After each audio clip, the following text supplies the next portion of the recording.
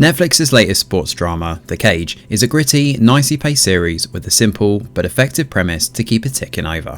Although some of the family drama outside the octagon is a bit melodramatic and the acting spotty in places, there's enough in this to make for an enthralling watch all the same.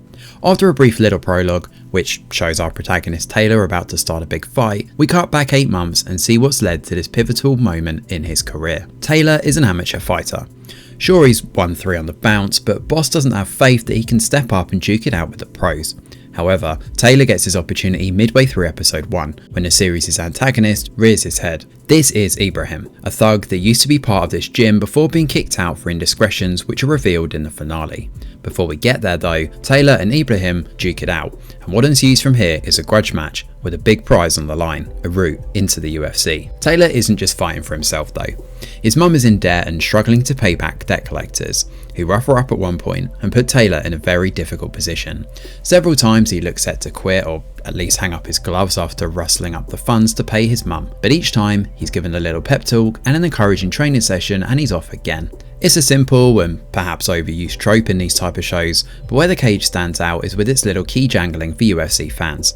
Given the show is about MMA, it makes sense to bring in some familiar faces from the sport. No, there's no Conor McGregor swaggering here, but instead we get legends like GSP show up. I'm not going to reveal who else is in this because that would be a disservice to some of the lovely reveals, but suffice to say it's a nice touch that this French drama includes. The bulk of what's here though takes place inside the octagon. The fights are brutal and take place across the world, with a tournament in Poland, a particularly brutal bout in Sweden that changes things for Taylor, and a training sessions across the different gyms, including Mexico and of course France itself. Don't go in expecting any Rocky-esque montages here, but there are definitely parallels to the training regimes of both Taylor and Ibrahim that pay homage to that a little. The camera work here is pretty good, especially for the fights. It reminds me quite a bit of the 2011 movie Warrior, especially during the bouts where we get up close and personal with what's happening. It wouldn't surprise me if those who made The Cage have done their homework and watched that aforementioned movie for some pointers. There's a gritty, raw authenticity to this, although I do question the logic around a couple of the fights.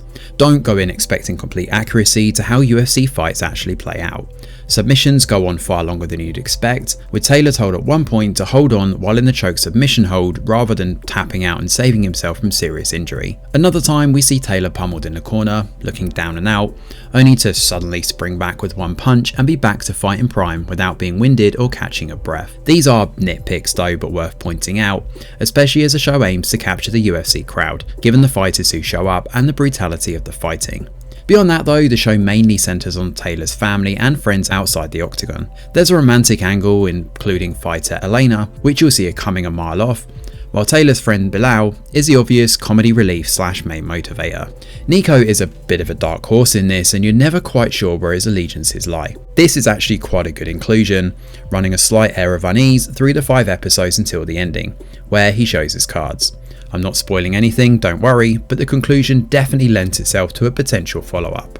Overall, The Cage is a decent sport drama. It's not going to move the needle and become the next Rocky or big sport heavy hitter, but it is a solid fighter and great entertainment across his 5 episodes. Thanks for watching, and do let us know your thoughts in the comments below. Smash a like or subscribe to the channel, your support is very much appreciated. I'm Greg Wheeler, and from all of us over here at The Review Geek, we'll see you on the next video.